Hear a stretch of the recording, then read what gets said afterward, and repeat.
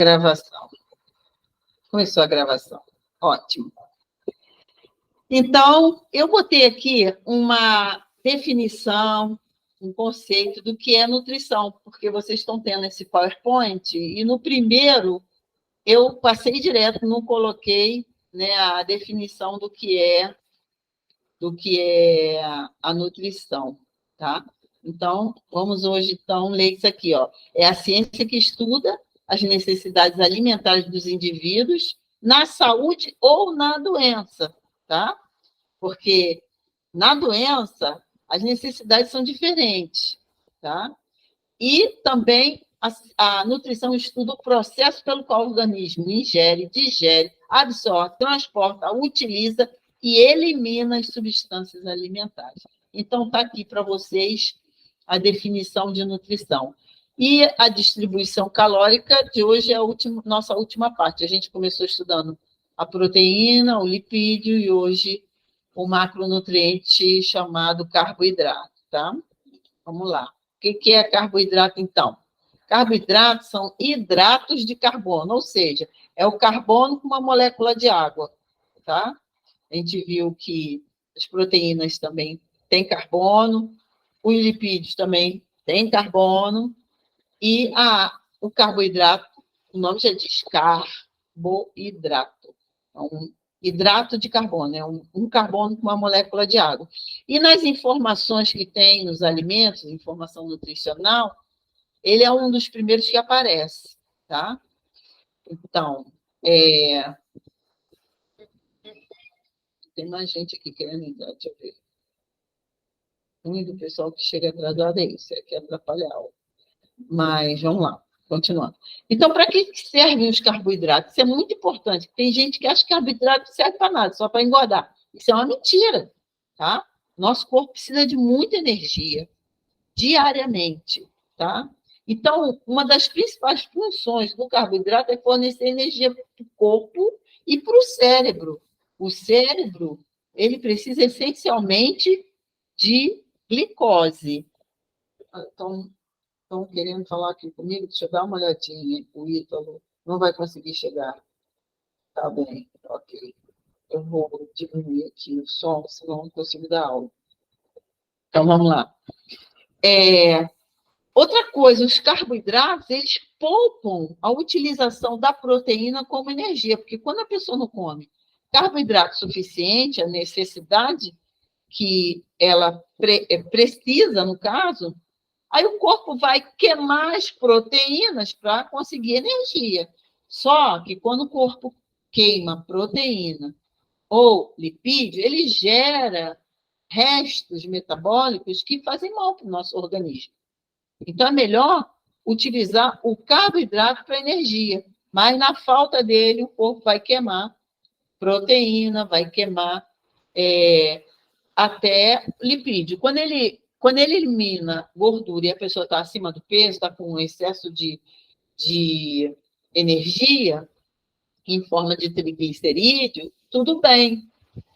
Mas quando a pessoa está no peso certo e não come a quantidade certa de carboidrato, ele vai queimar a proteína, vai eliminar a proteína do corpo da pessoa. Então, ela vai perder massa muscular, e dependendo do caso, pode perder até massa óssea, tá? Então, os carboidratos também servem para manter reserva de glicogênio muscular, né? E glicogênio hepático, tá? Para prevenir também e retardar a fadiga muscular. Então, só com carboidrato que os atletas conseguem não ter aquela fadiga muscular. Se não tiver a quantidade certa de carboidrato, também vai ter a fadiga mais rapidamente, né? E também atua na manutenção do sistema imunológico. Ela é importante também para nossas defesas. O carboidrato também é importante nisso, tá? Muito bem. Agora, já falei que os carboidratos são moléculas de carbono com moléculas de água, tá? E essa foto aí é uma foto que eu tirei na época que eu fiz mestrado. Eu tirei uma foto sob luz polarizada do microscópio óptico, vendo a arrumação do amido, Porque quando o amido, todo amido, ele tem uma arrumação molecular onde aparece a chamada cruz de Malta. E eu quis ver essa cruz, né?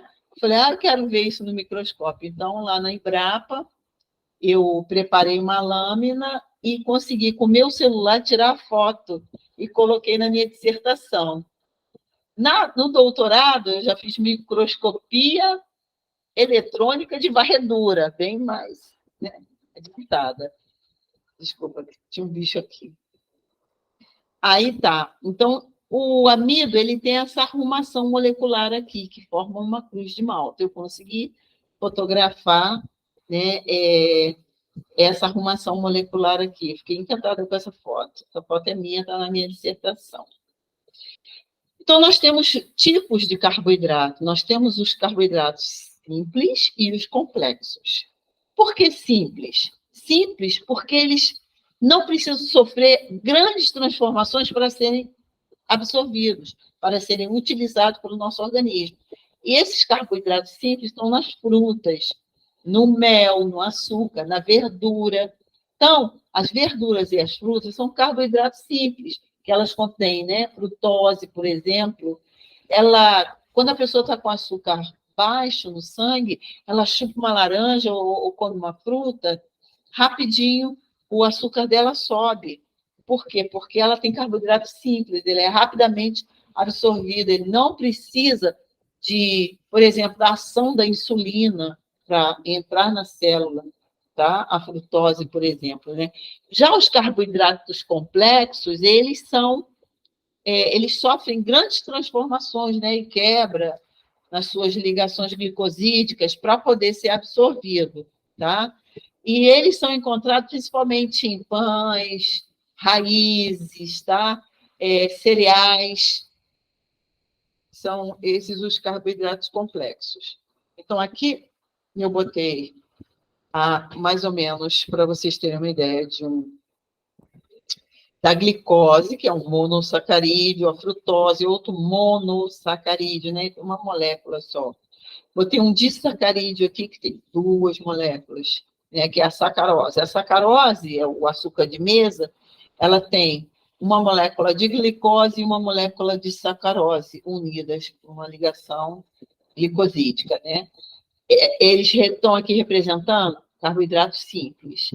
Já os complexos são várias ligações de várias moléculas de glicose, que pode ser linear ou ramificada, tá?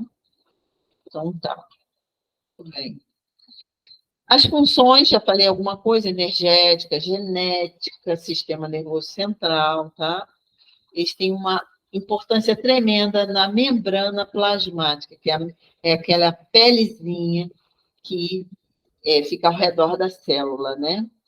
Que faz a seletividade de o que vai entrar, o que vai sair, tá? Na célula.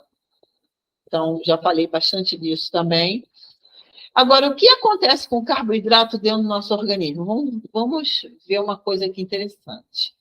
A gente ingere o carboidrato. Interessante que o carboidrato, principalmente o amido, ele já vai começar a sofrer ação de uma enzima na nossa língua, tá? Na nossa boca. A nossa boca já produz uma enzima, a amilase salivar, que já começa a quebrar o amido, separar em pequenas moléculas, tá? Dentro da nossa boca. Depois, ele continua também no resto do corpo. No pâncreas também tem a enzima pancreática, que também trabalha no carboidrato para separar aquelas ligações e transformar tudo em moléculas menores para ser absorvido, tá? Então, a digestão faz com que os carboidratos sejam todos divididos em moléculas de glicose, que vai ser levado para a mitocôndria para produzir energia para o nosso corpo, tá? Então, o que acontece quando há excesso de carboidrato no organismo?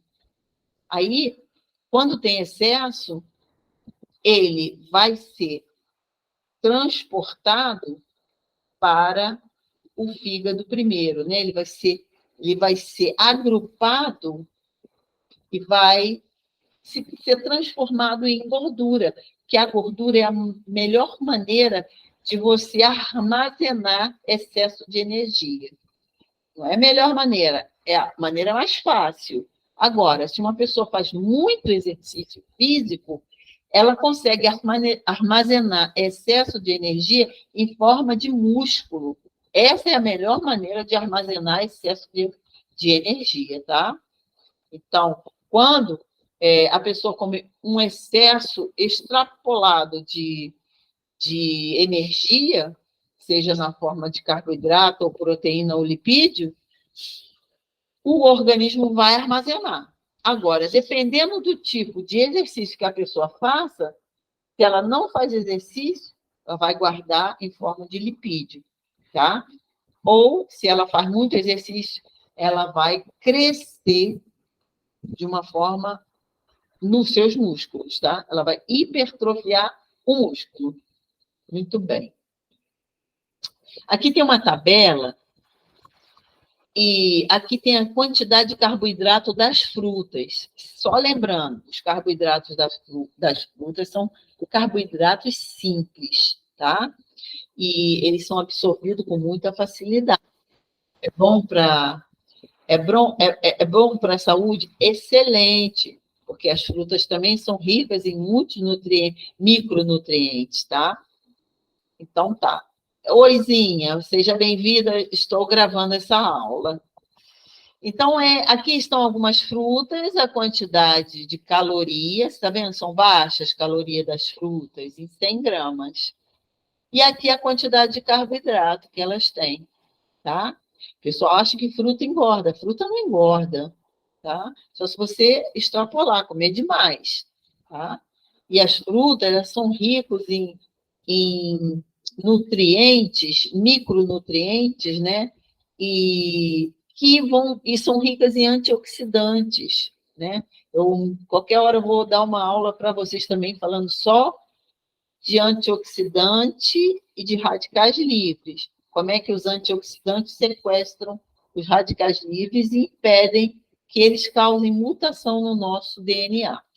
Mas hoje a aula não é disso. Então, vamos lá. A molécula de frutose, ela não precisa da ação da insulina, né? Agora, é por isso que não é por isso que o diabético vai poder comer frutose. Não, não pode. Ele tem que fazer tudo com moderação, tá? Mas a molécula de frutose, a insulina está aqui, mas ela entra direto por difusão facilitada. Tá? Agora, a ação da insulina sobre a glicose. Olha, aqui eu tenho moléculas de insulina, aqui eu tenho glicose. Não é frutose, aqui no caso é glicose. Se fosse frutose, eu não ia precisar da insulina. Ela ia entrar com facilidade para a célula. Mas como é glicose, eu tenho que ter ação da insulina. O que a insulina faz? Olha só. Vamos lá. Peraí, vamos voltar. Oi, aqui. A insulina vai, sinaliza, e a célula, depois de receber esse sinal da insulina, as vesículas transportadoras de glicose vão para a porta para receber a glicose, tá? E vai entrando a glicose. Mas tem que ter a ação da insulina. A insulina tem que sinalizar para elas irem para a porta receber a glicose, tá? O nome dessas vesículas transportadoras, elas têm um nome, é GLUT4 do músculo, tá? Do fígado também. Para isso é isso que a insulina faz. Ela faz uma sinalização química na célula para poder receber a glicose. Sem essa sinalização, a glicose fica do lado de fora e a célula fica com a sinalização de que não existe glicose para gerar energia dentro da célula. E aí ela começa a aumentar a fome do sujeito, começa a dar várias sinalizações para o fígado, para o pâncreas, tá? Dá uma sinalização para o fígado jogar glicose no sangue. Aí o sangue aumenta mais ainda a glicose. tá? E ela dá uma sinalização para o pâncreas também, para produzir glucagon, que aumenta a quantidade de glicose também no sangue. E isso aí vira uma roda sem fim, né? E quanto menos glicose entra na célula, mais ela sinaliza para os órgãos responsáveis enviar a glicose para o sangue. Incrível, né? E os níveis de glicose no sangue, os níveis normais é até 99 miligramas de glicose por decilitro, tá? Se a pessoa está pré-diabética, então, o que vai acontecer no corpo dela?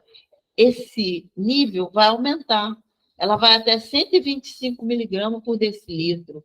E se ela é diabética, então isso vai além de 125 miligramas por decilitro. E o que acontece com isso? Bom, a glicose não é uma molécula tão pequena, ela é uma molécula grande. E ela vai ficar circulando no sangue em muita quantidade. Vamos imaginar aqui que tenha, numa sala de 6 metros quadrados, você tem uma certa quantidade de pessoas para circular e sair pela porta, tá? Então, vamos imaginar que 6 metros quadrados da sala seja as suas veias, as suas artérias, tá? E que só pode circular ali no máximo 10 pessoas, passando, entrando e saindo por aquela mesma porta. Agora, vamos imaginar que dentro daquela sala de 6 metros quadrados, para entrar e sair, você coloque 150 pessoas entrando e saindo por ali naquela porta. Vai ter complicação, não vai? É isso que acontece também dentro das nossas artérias, dentro das nossas veias, tá? E o que acaba acontecendo é que essas bolinhas branquinhas aqui representam a glicose. Elas, em muita quantidade, em altas quantidades, né? Elas começam a colar elas começam a colar. Eu fiz aqui para alguém entrar. Pronto, voltei. Elas começam a colar nas hemácias, entende? Então, quando a glicose está acima do normal, circulando pelo nosso sangue, elas começam a fazer um complexo com as hemácias, tá? E aí complica muita coisa. E existe um exame que mostra para o médico o quanto que aquela pessoa está acima do nível de glicose do normal e há quanto tempo ela está assim, tá? Que é a hemoglobina glicada, né? Que essa hemoglobina aqui, ela vai ficando cheia de glicose e ela tem um tempo de vida. A hemoglobina no nosso sangue, ela tem um determinado tempo de vida, tá? Então, dependendo do percentual que essas hemoglobinas estejam todas cheias de glicose, ele vai saber há quanto tempo que a pessoa vem vindo com a glicose acima do normal. Tá? Interessante, né? Então, vejam bem, no A, nessa seta A, os níveis em jejum, né? E na seta B são os níveis de glicose depois da pessoa comer. A gente chama de pós-prandial, tá? Então, antes de comer em jejum, o normal é a pessoa ter menos que 100 miligramas por decilitro. Ele estará pré-diabético se apresentar de 100 a 126. E ele poderá ter um diagnóstico de diabetes se ele apresentar em jejum acima ou igual a 126 miligramas por decilitro. E se ele já tiver comido, ingerido algum alimento e vai fazer o teste? Bom, ele ainda é considerado normal se nesse teste, após a alimentação, ele ainda manter um nível de 140 miligramas por decilitro, menor que isso. Se ele, depois de se alimentar, der um resultado de 140 a 200, ele já é pré-diabético. E se for maior que 200, é diabético, tá bom? Então, isso aqui são os níveis de glicose sanguínea em jejum e pós-prandial, que é após a alimentação. O exercício para ser feito de carboidrato é fazer 3 grupos de alimento com 320 gramas de carboidrato, em alimentos que não sejam refinados, tá? Porque o nosso objetivo não é só alcançar quantidade. Nosso objetivo nesse curso é alcançar qualidade junto com quantidade. Então, vamos procurar eliminar aqueles que são refinados, tá? O máximo que for possível também, né? Então, depois de somar quanto eles têm de proteína, então vocês vão separar 320 gramas de carboidrato nos alimentos. Depois que você somou, aí você vai ver quanto que tem de proteína nesses 320 gramas de... Então, aqui tem um exemplo, ó. 150 gramas de arroz integral, com 150 gramas de feijão, com 100 gramas de batata cozida. Isso aqui é para comer o dia inteiro, tá? Não é só numa refeição, não. É alimentação do dia todo, tá? Estou fazendo só a quantidade de carboidrato. 100 gramas de mandioca, 30 gramas de aveia. Por quê? 30 gramas de aveia, aveia pra caramba, tá? Acho que são 2 colheres e meia, mais ou menos, de aveia.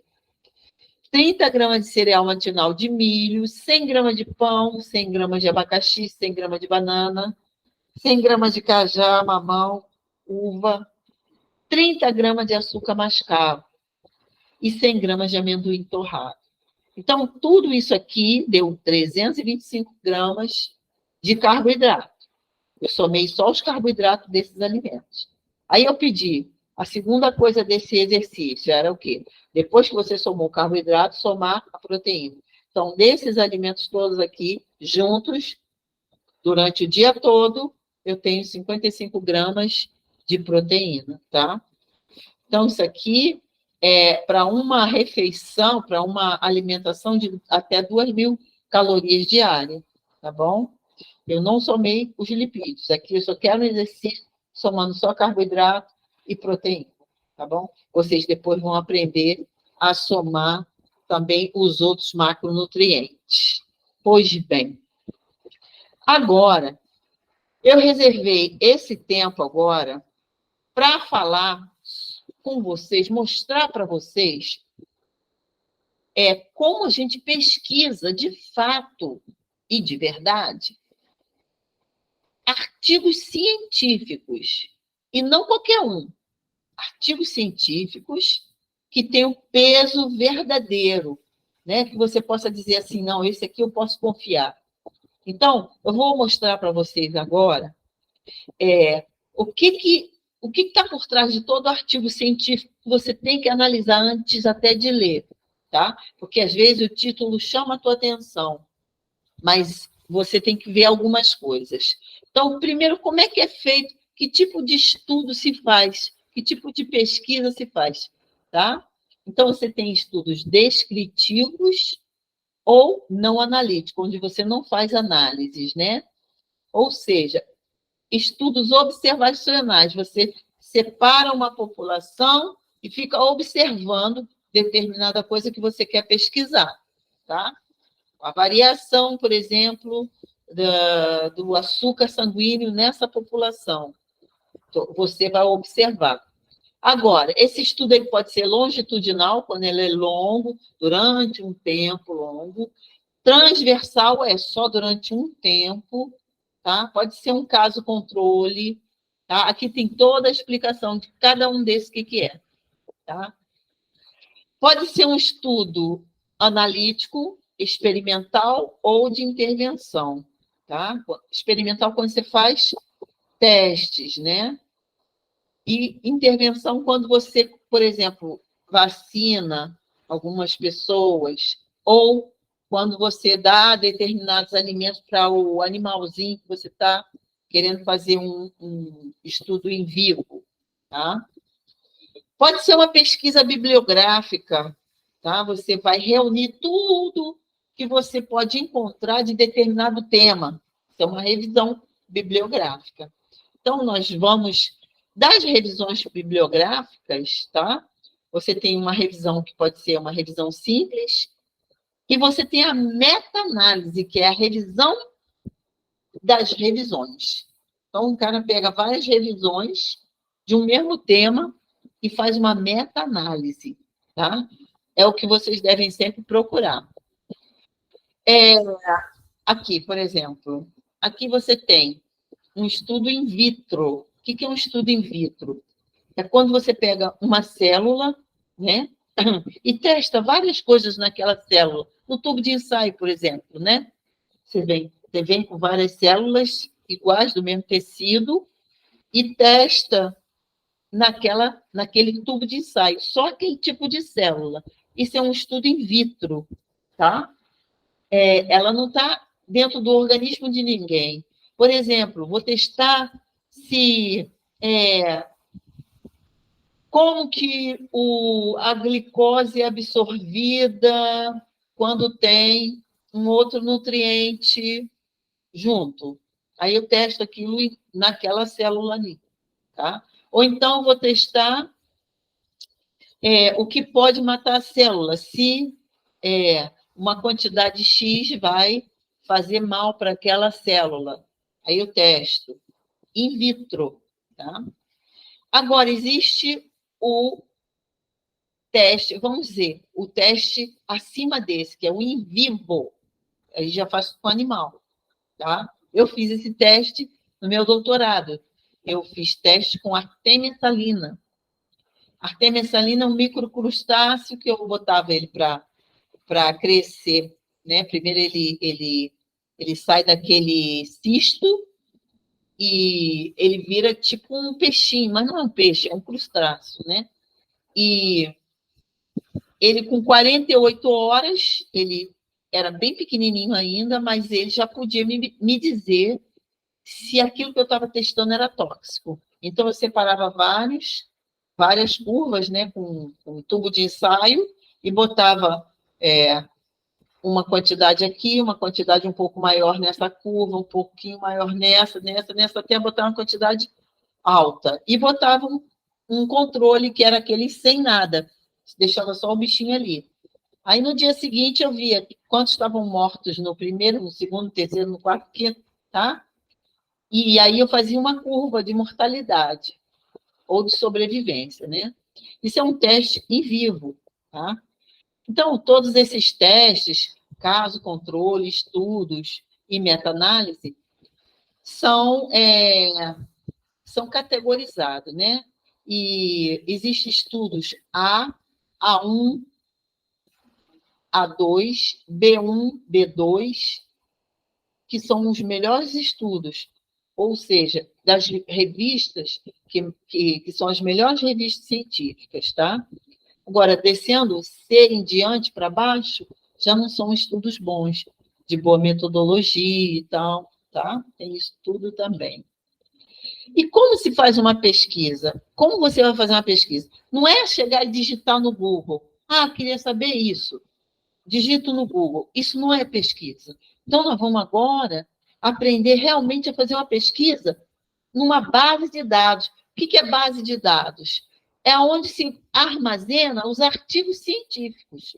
Lá você encontra, pelo menos, o resumo dos artigos científicos, para você saber o que a pessoa fez, qual foi a metodologia que ela usou e qual foi a conclusão, se ela chegou em alguma conclusão, tá?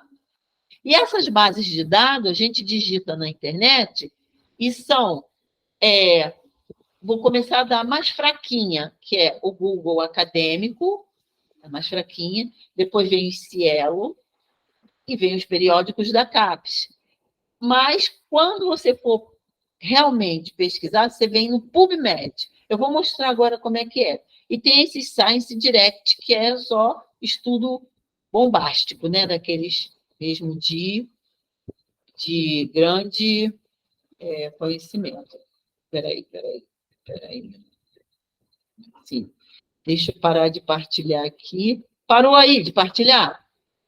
Deixa eu ver. Porque agora... Parou? Parou. Tá.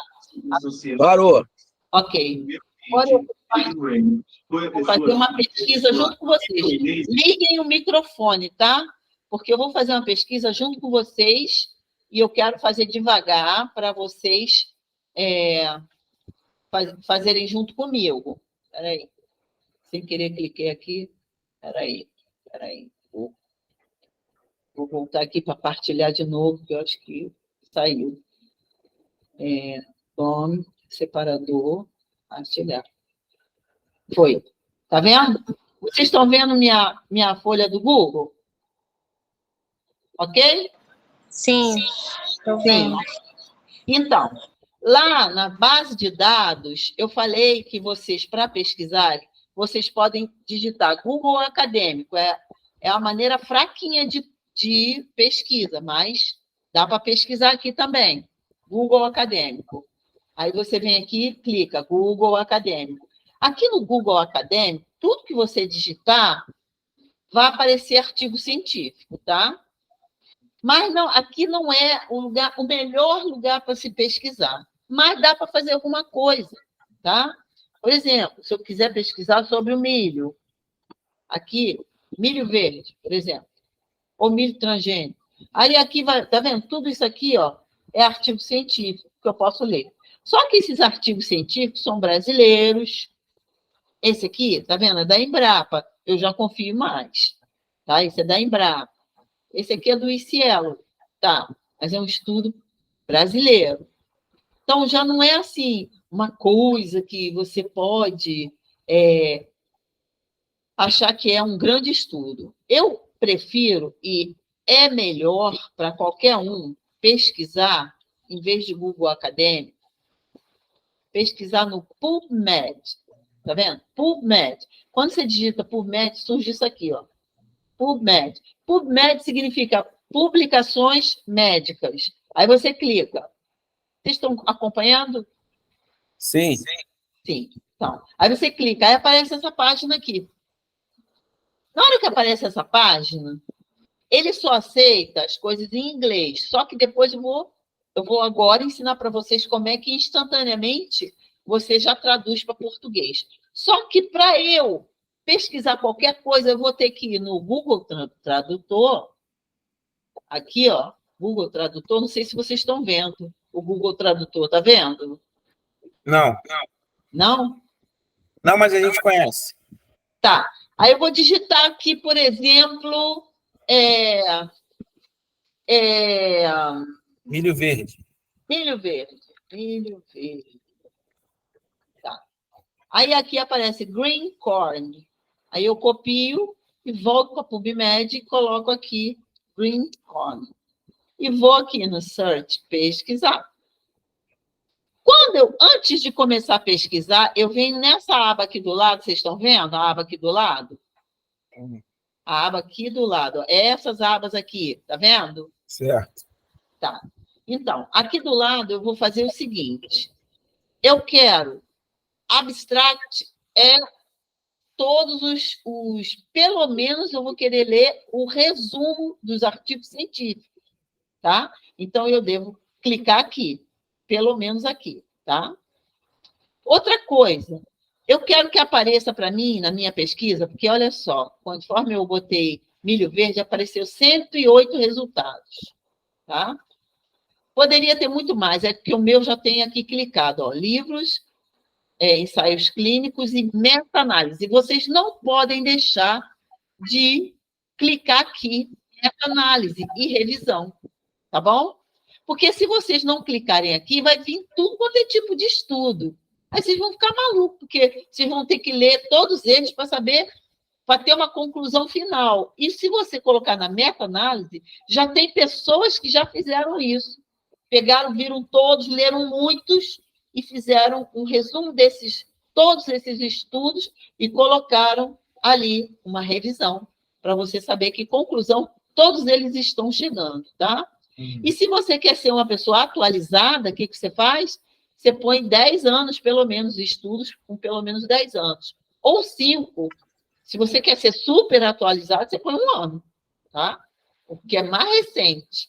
Eu coloco sempre 10 anos, tá? Porque tem estudos bons e tem 10 anos. E aqui, vocês vão escolher. Agora, olha só. Tá vendo a minha seta aqui, balançando? Uhum. Clicar no mouse com o lado direito do mouse, tá vendo? Aí eu Sim. venho aqui traduzir para o português, está vendo? Vocês estão Não, vendo? tá dando para ver, não. Não dá dando para ver, não? Uh-uh. Deixa eu Mas, ver. mas assim, clica com o mouse o lado direito na parte branca. Isso. Aí E vai aí aparecer aparece opções traduzir para o português, lá embaixo. Aí a página Aí vai eu ser traduzida? traduzi para o português. Cliquei, olha só.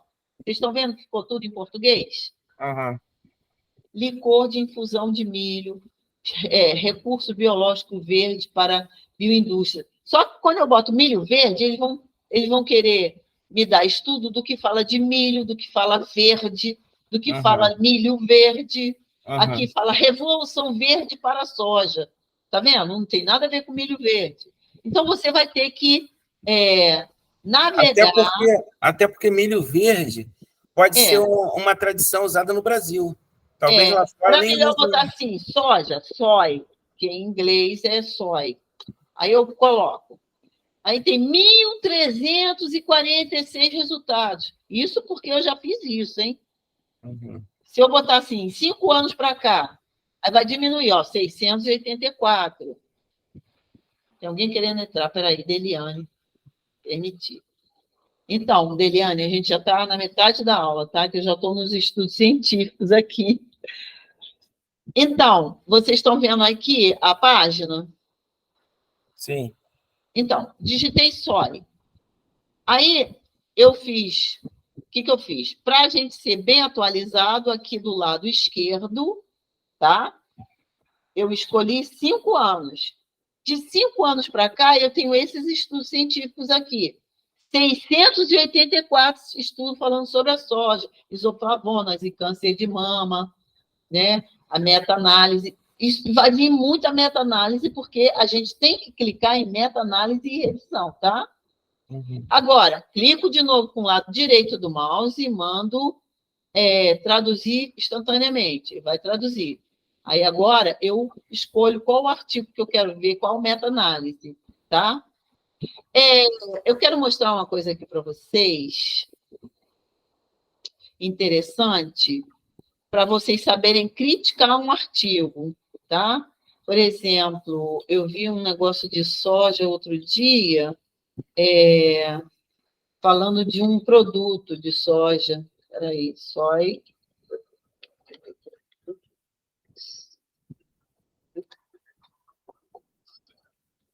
Pronto, vou ver se esse daqui. Tá. Então, aqui, ó, fermentado de produto de soja, benefício neurodegenerativo. Deixa eu ver aqui, deixa eu traduzir aqui para vocês. Traduzir para o português. Produtos fermentados de soja, potencial benéfico em doenças neurodegenerativas. Aí, olha só, eu vou clicar nesse bichinho aqui. Vocês estão vendo? Viram aqui? Ele está me levando para o resumo do artigo, tá? Está falando até que beneficia em Alzheimer. Aí, eu vou clicar para ver se eu tenho ele inteiro, o artigo inteiro. Está me dando o artigo inteiro, tá vendo? Tá. Mas aí, outra coisa, vou clicar de novo para traduzir.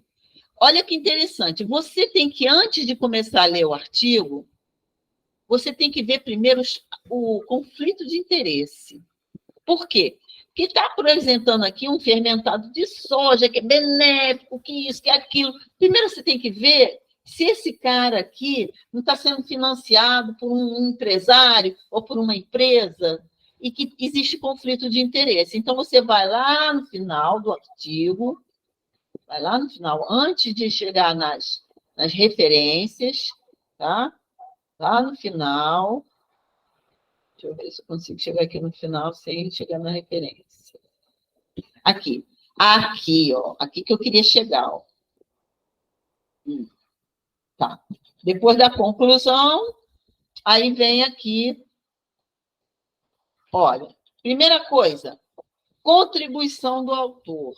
Aí o autor fala que contribui e tal. Aí vem aqui, financiamento. Você tem que prestar atenção nessas coisas. Quem que está financiando esse estudo? Nem li o estudo ainda, mas já vou aqui, ó.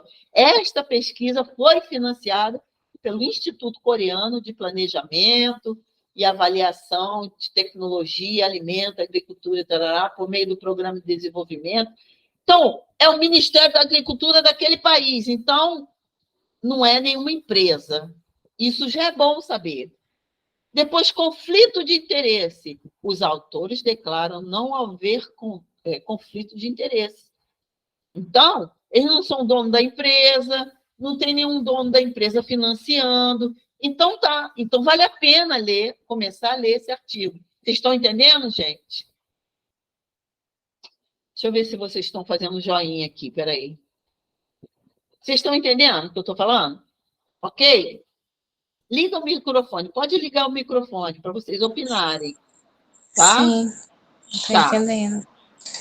Ok. Agora, depois que eu descobri tudo isso, deixa eu ver aqui, né?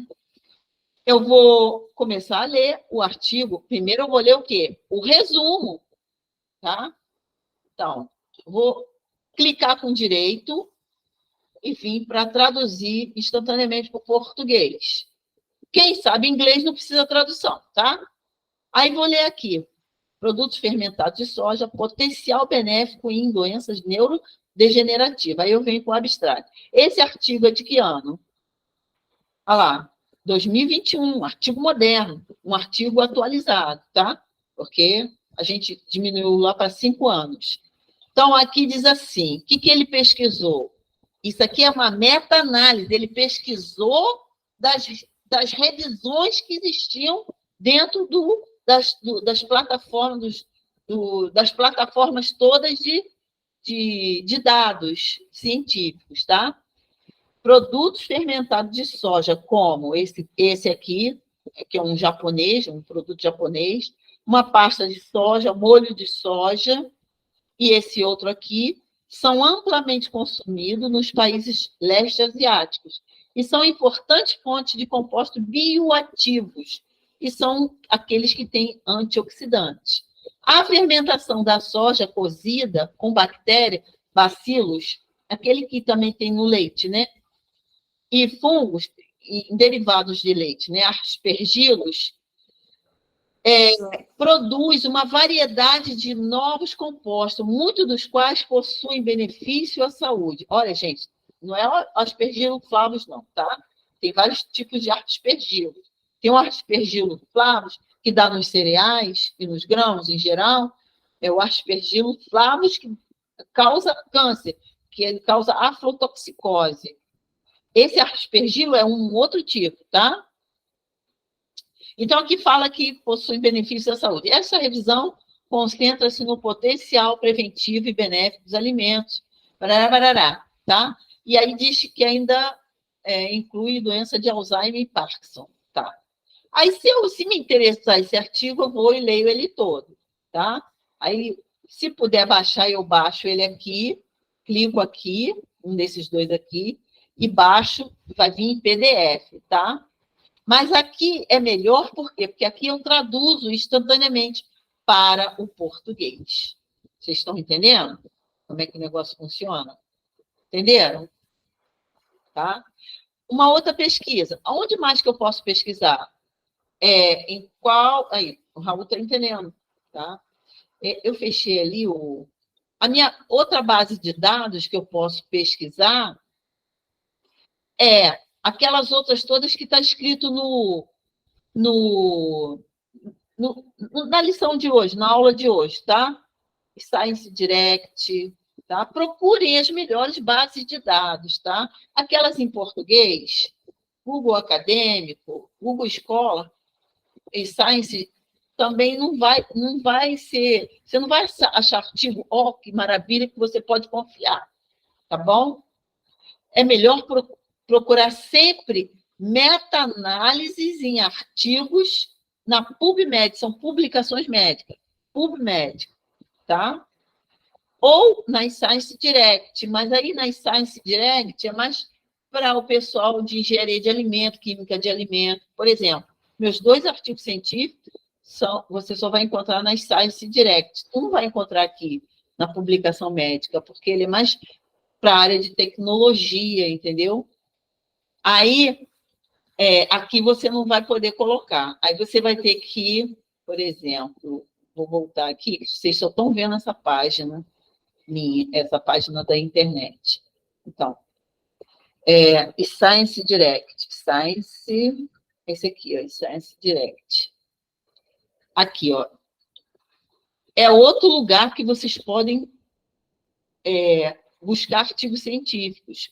Mas, mesmo buscando em base de dados de muito gabarito, mesmo assim, vocês têm que sempre olhar conflito de interesse e financiamento, tá?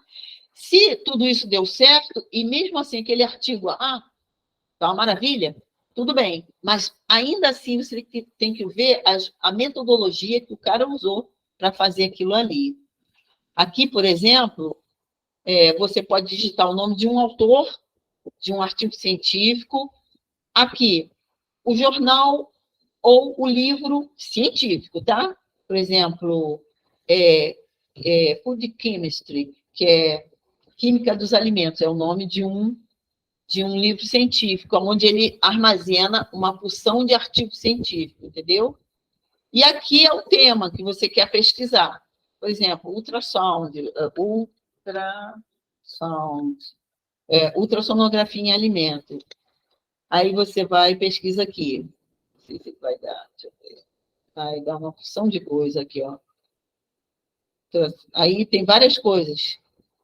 Aí, quantos artigos? Aqui é diferente de lá, 721 mil artigos científicos. Aí aqui, ó, você já pode limitar.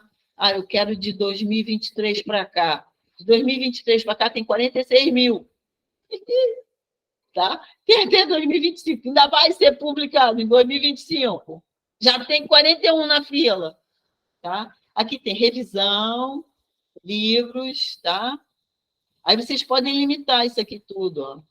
Tá? E se quer só inglês, espanhol, francês, tá? Muito bem. Então, aqui é uma outra base de dados, tá? Em Science Direct. É outro tipo de... Para nós que queremos saber mais... acho que eu sumi com tudo aqui. Espera aí, deixa eu ver aqui. Para nós que queremos saber mais sobre saúde... Vocês estão vendo meu rosto agora, não é isso? Hã? É meu rosto, gente? Fala aí alguma coisa. Isso. Acabou a página lá, né?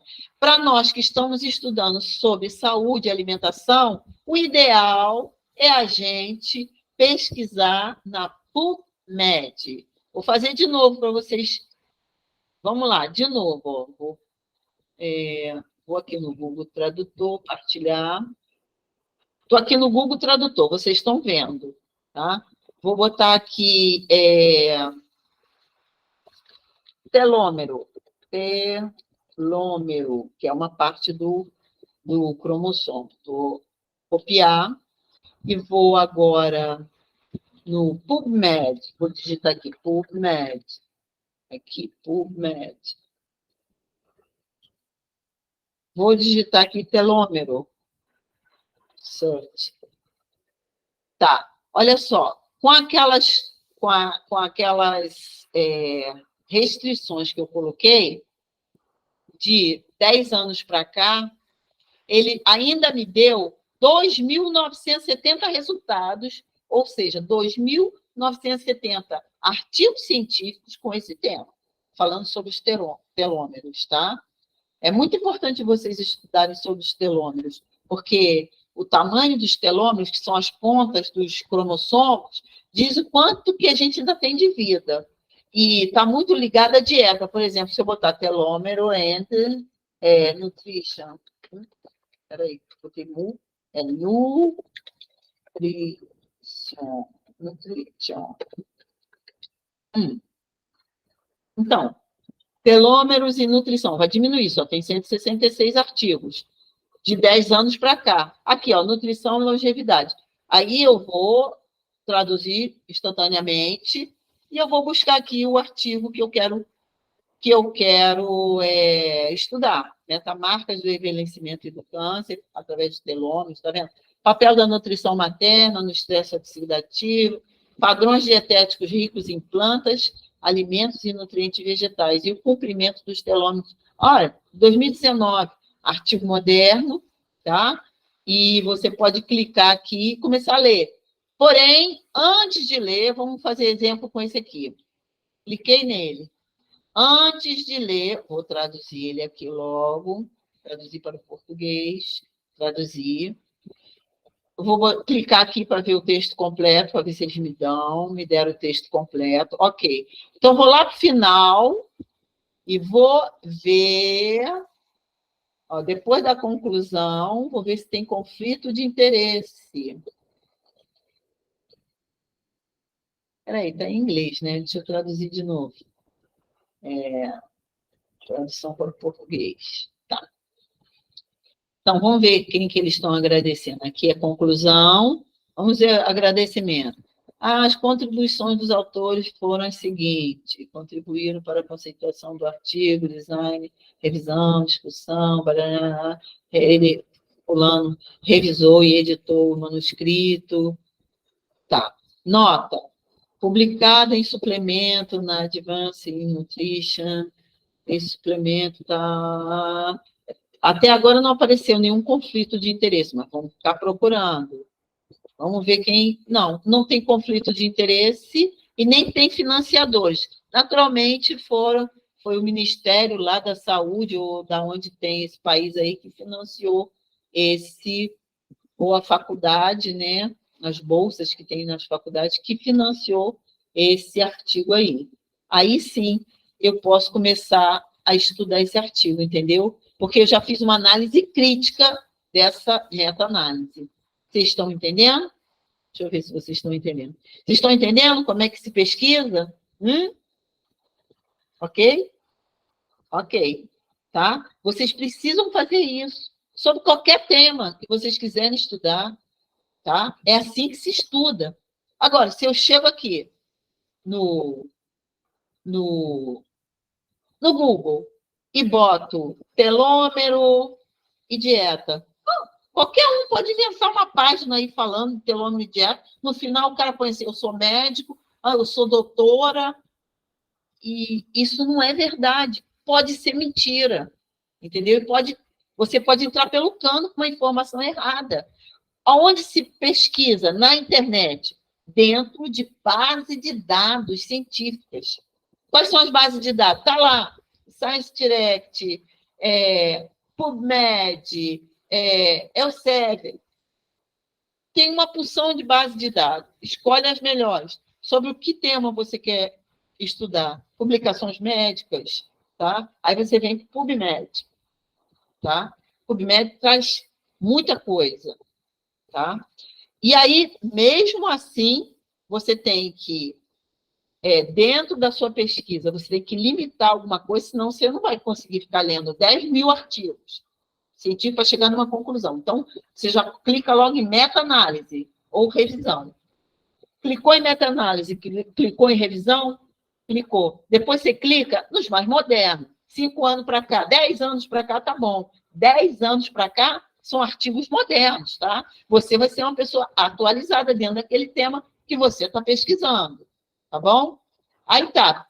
Aí achou que você estava querendo ver, que aí o certo é você ler todas as revisões, mas se você não tiver tempo, você vai naquele que você acha que é o melhor, tá? Aí você chegou no artigo, traduz instantaneamente para o português, pega o artigo completo, sem ser PDF, pega ele primeiro aqui, na página do PubMed, e vai lá no final, depois da conclusão, ver se tem conflito de interesse e quem financiou o artigo.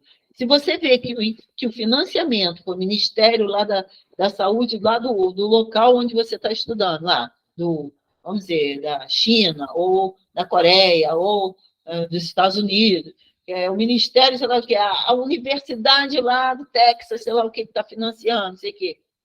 Ok, financiamento é só com o objetivo de pesquisa, tá? Se você vê que não tem conflito de interesse, não é ninguém que é o empresário que está financiando, ou que o cara é sócio da empresa. Outro dia li um artigo aqui que o cara que estava fazendo artigo científico, ele era sócio da empresa que produzia lá o produto, que ele estava falando que era uma maravilha o produto, sabe? Então, aí não dá para você confiar nisso, né? Você tem que procurar outro.